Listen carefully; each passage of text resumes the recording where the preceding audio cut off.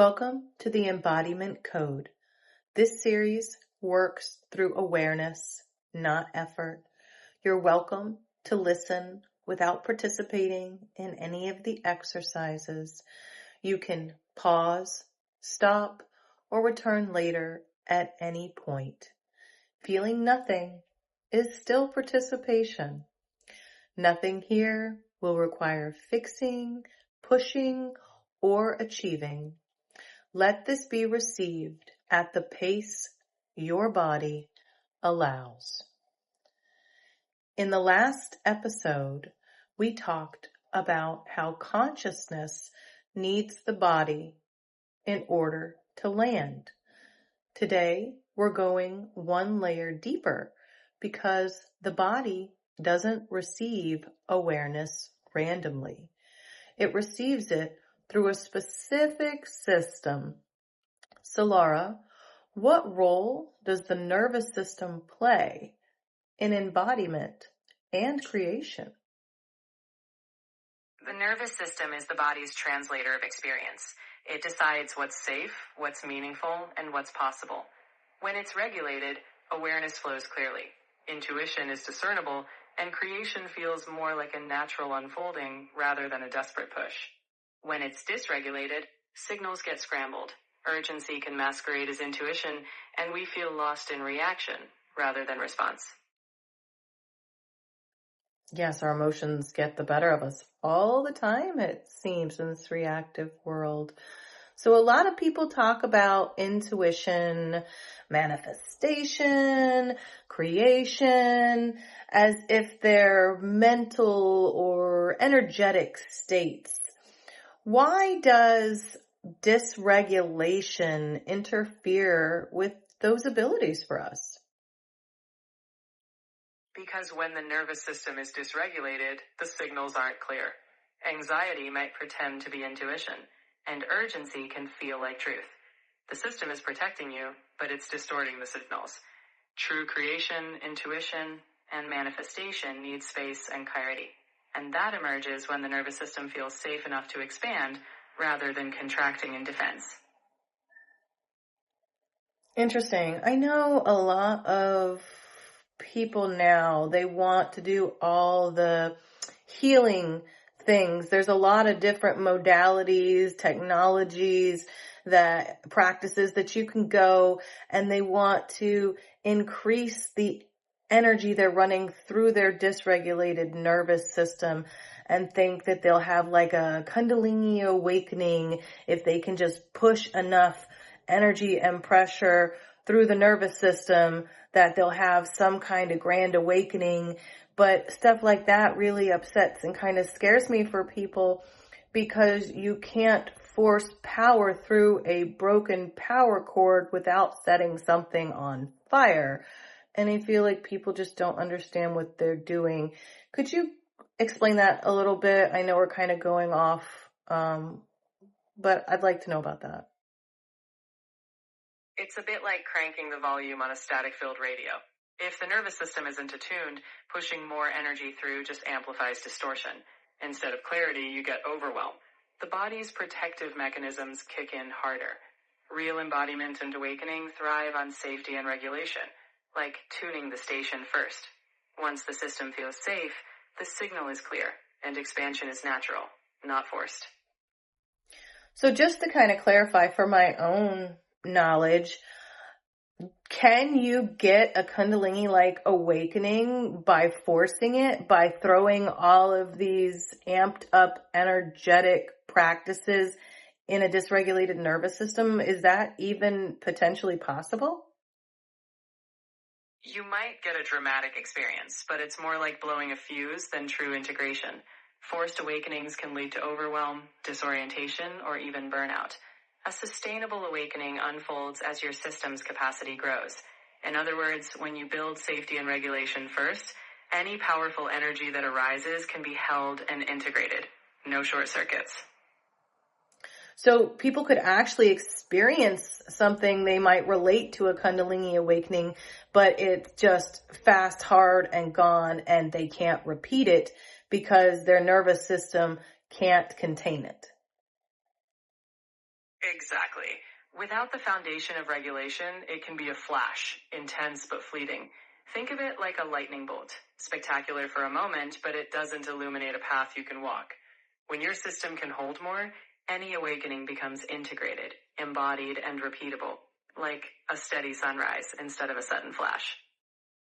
But people are fooled by this because they get this little bit of something and they think that that's progress, and they don't understand it's actually more dysregulating. So how would you explain this to people that have had that flash of light experience but aren't able to repeat it? I'd say that flash wasn't a mistake, but it also wasn't the whole journey. It's like catching a glimpse of a mountain peak. You know it's there, but now we need a steady path to get you there safely. I'd explain that true embodiment doesn't rely on repeating flashes. It's about expanding capacity so that what was once overwhelming can become natural, sustainable, and truly embodied over time. Perfect. So let's move forward because we got on a little bit of a tangent here. When the nervous system is regulated, what changes in how someone actually experiences themselves? When the nervous system is regulated, there's more space inside. Reactions soften, and instead of feeling like you have to jump on every impulse, you have choice. Thoughts slow down enough to be observed. Intuition becomes quieter, but clearer. Creation feels less like a rush and more like something that emerges in its own time. Wonderful. That's all we want, is just to be human beings. So a lot of people assume regulation actually means being calm all the time, like you can't experience your emotions or live your life. So what are people misunderstanding with that definition of regulation? They're mixing up regulation with stillness. Regulation doesn't mean you're emotionless. It means flexibility, your ability to move between states without getting stuck. A regulated system can feel joy, sadness, or intensity, yet it stays coherent. Regulation isn't about suppressing feelings, it's about being able to respond, not just react. So let's go ahead and take a minute here. This is the optional practice. You can fast forward, you can come back later, you can just listen and enjoy the pause, whatever your body feels is right. Bring your attention to your breath, not to control it, just notice it. Now notice the space around your breath, the pause before the inhale, the pause after the exhale. No need to change anything at all. If it feels natural, let your shoulders soften a little bit and notice whether your body feels more contained in this relaxed state, or maybe even a little more spacious, like it can expand its energy.